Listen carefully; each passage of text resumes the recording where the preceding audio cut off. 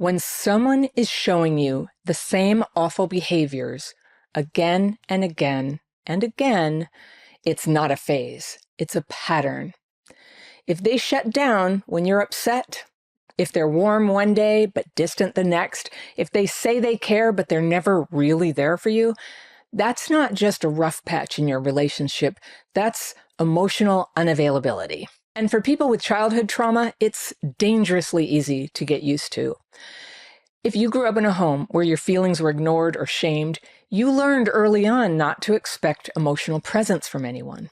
You learned to guess what other people were feeling, to tone yourself down, be small, take care of other people's moods, and keep your own pain to yourself. So when someone now in your life seems distant or avoidant or checked out, it feels familiar. You may not like it, but it doesn't necessarily feel wrong. So you wait, you try harder, you tell yourself they just need time, or it's just their trauma, they just should go to therapy. But what you're really doing is blocking out reality. You feel the disconnection. You feel the loneliness that is the result of someone being emotionally avoidant with you.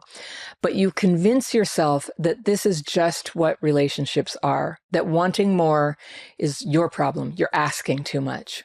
Now, that kind of coping disconnects you from your own clarity. It connects you from your soul, and it keeps you stuck with people who cannot and will not meet you emotionally. You don't want that. Now, emotional unavailability isn't always obvious. It doesn't mean someone is mean or abusive. It doesn't mean they're bad. It means they're not willing or able to meet you with openness, with emotional honesty or consistency. So sometimes they seem present, but only when it's easy for them, or when they're scared of losing you, they show up. Not when you're upset, not when something hard needs to be talked about, not when closeness might require them to feel something uncomfortable. They'll share surface level things. They'll say, I miss you. They might even get affectionate when you pull back or when you try to set a boundary. But when it's time for real connection, to be vulnerable, to repair, to stay emotionally attuned when you need something, poof, they're gone. Or they shut down. They change the subject. They go away. They go quiet. Or they make you feel, like you're just being too intense. They'll often say that because it is the strong emotions that make them uncomfortable. This is what emotional unavailability looks like. And if you grew up without emotionally attuned caregivers, it can feel totally normal, even comforting when people treat you like that, because it lets you keep working for love, hoping they'll eventually open up. But that hope, that effort, the part that says, just be more patient, just love them through it, that's the trap. You're not in a relationship. You're doing all the work, the emotional labor yourself. You're alone. And love doesn't work that way. Here are 5 signs you're dealing with someone who's emotionally unavailable and what to notice in yourself when it happens. 1, they deflect or shut down when emotions come up. You bring up something vulnerable, they go silent. Or they change the topic, or they say they're tired, or they get sarcastic.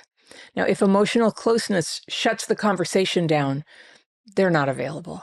Number 2, they avoid clarity about the relationship. You ask where things stand and they say, I don't like labels, or let's not overthink this. They like the connection, but not the commitment, not the accountability. And without clarity, you're stuck in limbo. Number 3, they're hot and cold, but emotionally, not always logistically. So they text you often, but they never ask how you really are.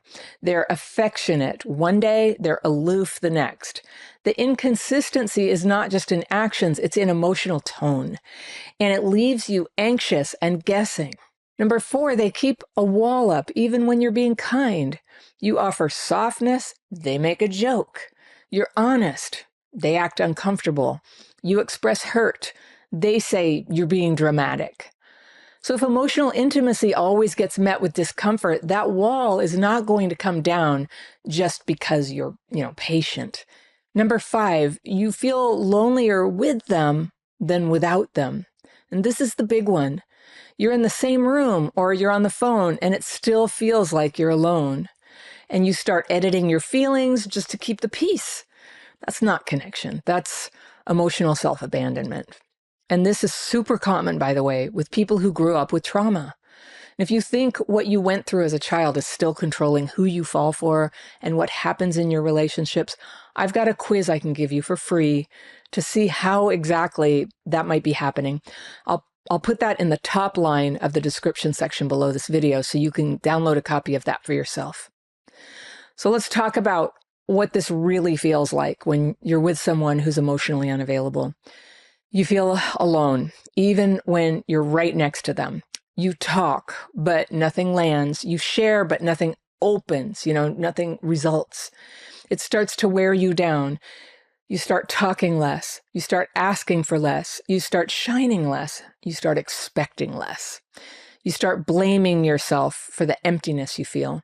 You wonder if you're too sensitive. Maybe you are too intense or too needy. You second guess yourself.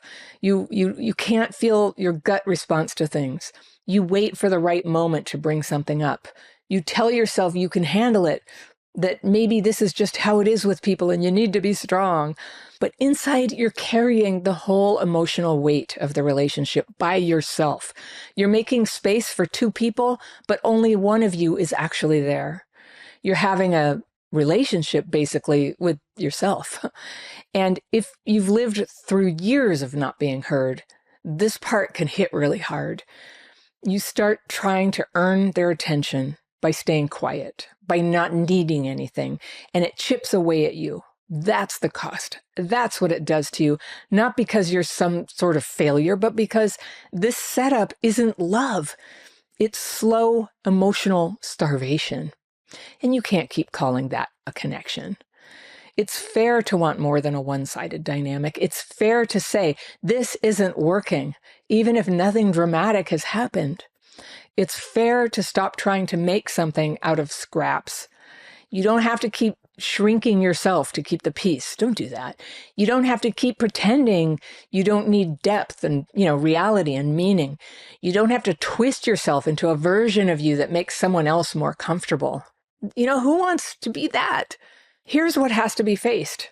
Sometimes the person you care about is never going to be able to show up emotionally. And it's not that they don't know how. It's that they don't want to do the work it takes to get there. And you can't change that, no matter how much you love them or understand them or try to show them a better way. If you're the only one trying, then you're the only one in the relationship. And that's the truth that breaks the trance. Now, if you have a trauma-driven pattern in the way that you fall for people, like you keep landing with unavailable people, I want you to check out my online course, Dating and Relationships for People with Childhood PTSD.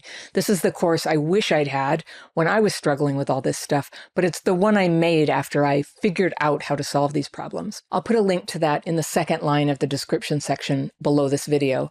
But in this course, I walk you through exactly how to spot where you keep slipping into these soul-crushing relationships and how you can change so that you're ready, so that you have the consciousness and the capacity to find and feel attracted to a good person to love instead. Yeah, that's how it works. You're not crazy for wanting real connection. You're not selfish for saying this is not enough, and you don't need permission to walk away from someone who keeps holding you back. You don't need to fix their past. You don't need to explain your needs better. You don't need to wait until, you're sure that this isn't going to change. You already know what's happening. The question is whether you're going to listen to yourself this time.